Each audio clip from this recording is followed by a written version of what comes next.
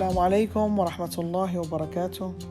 أهلا وسهلا فيكم في وصفات ماما مليكة. اليوم غنقدم لكم وصفة الكبسة السعودية على طريقتي.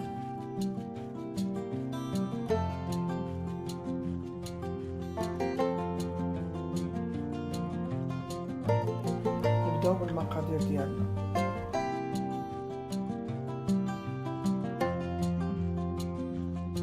ثلاثة الحبات ديال ورق سيدنا موسى، 6 الحبات ديال الهيل، 2 الحبات ديال الليمون ناشف، 2 معالق ديال معجون الطماطم، معلقه ديال الزنجبيل طري، 2 ديال البصلات محكوكين، 4 ديال الجزر محكوكين، ملح، الكركم، معلقه ديال الكركم، 2 معالق ديال بهارات الكبسه، معلقه صغيره ديال الفلفل الاسود، و4 ديال الطماطم مطحونات او محكوكات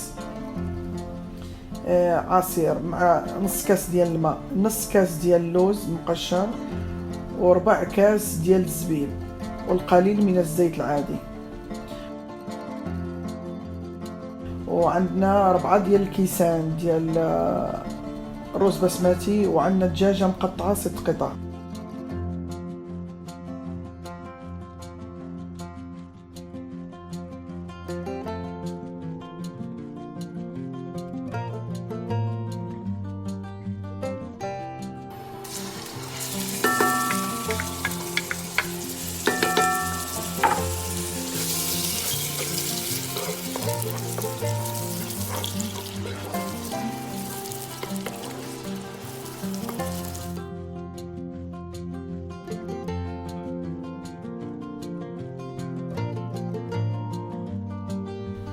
بعد ما يتقلى نضيفو عليه الزنجبيل فريش وزنجبيل طري، نقليوهم مزيان، نضيفو عليهم توابل صحيحه،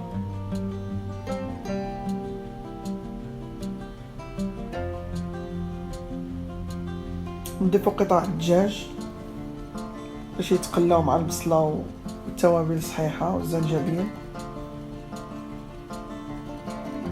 الطريقه كتجي النكهه ديال الدجاج طيبه.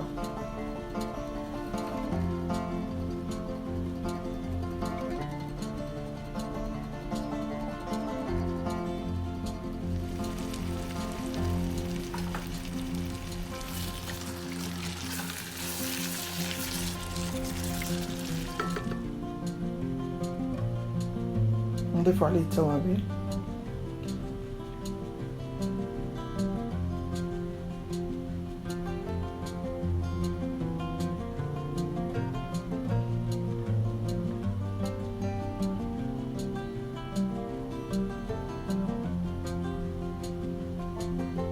نحركوهم مزيان مع بعض، ونقليوهم مزيان لحد ما يتحمر الدجاج من التحت ومن الفوق.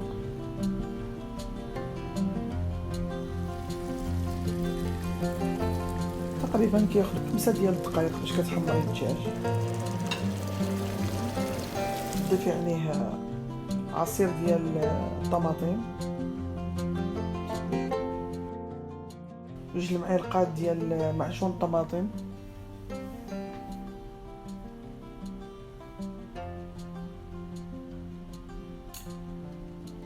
نقليوهم مزيان.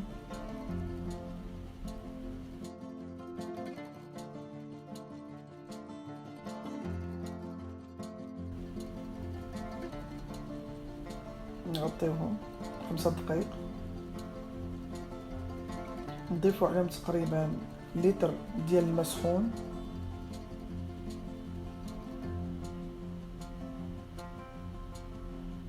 لازم الماء يكون يغلي باش ما يوقفش الطياب ديال الدجاج. نحركو مزيان ونغطيوهم ونخليو تقريبا 25 دقيقه على حسب الدجاج ديالك.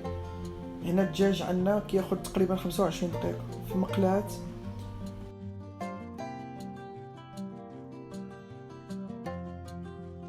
مقله اخرى نضيفو الزيت ونقليو اللوز ديالنا،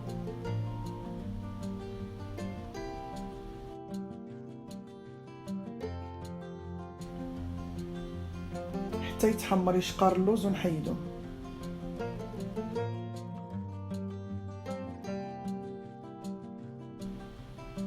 نقليو الزبيب ديالنا في الزيت تقريبا نص دقيقه، ما كياخدش بزاف، نتابعي لا يتحرق.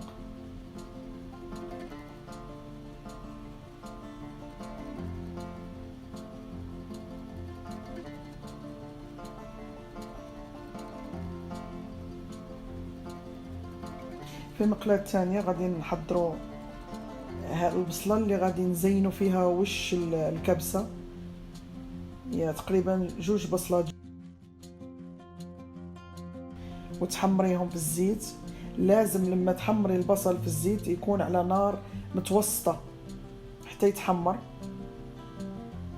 باش يجي تقريبا مقرمش.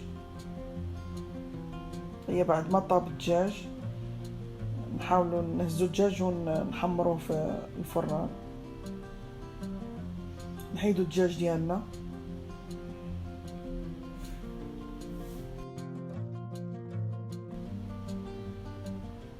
والصحن ديال الفران.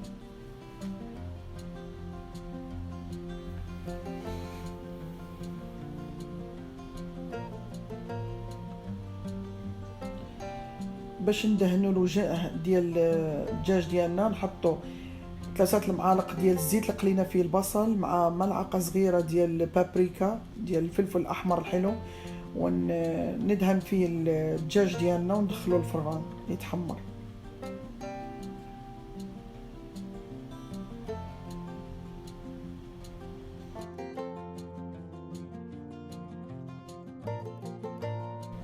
من بعد نجيبوا الجزر ديالنا المبشور ونضيفوه على المرق ديالنا،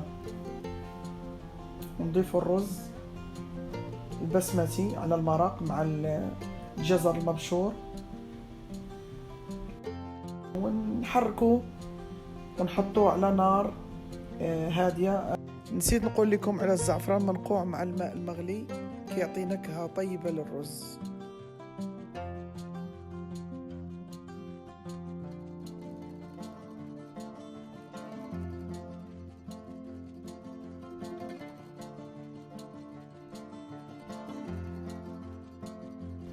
دابا ننتقلوا للصلصه اللي كترافق الكبسه. عندنا 4 ديال الطماطم معصوره مع نص كاس الماء، معلقه كمون، معلقه كزبره، ومعلقه ديال الثوم كبيره، و2 معلقات ديال معجون الطماطم، وفلفل حار مجروش، ومعلقه ديال الملح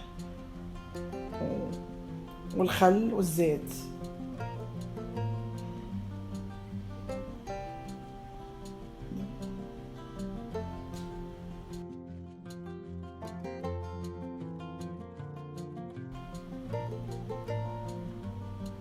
بعد ما يغلي لاصوص ديالنا في مقلاة نحطو شويه ديال الزيت، ثوم، ونقليوه مزيان لحد ما يتذهب لونه،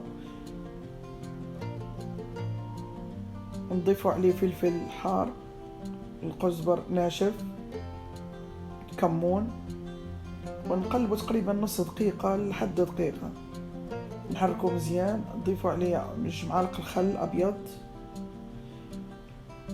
ونوضعوه فوق من الصوص.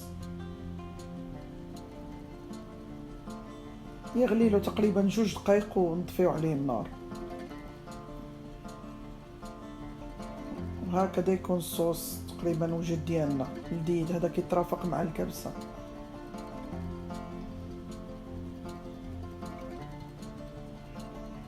وهذا الطبق ديالنا النهائي بعد ما زيناه بالبصل المقلي واللوز والزبيب. نتمنى الوصفه تعجبكم ديال اليوم، وما تنسونيش باللايك والتعاليق ديالكم والشير مع اصدقائكم، والسلام عليكم.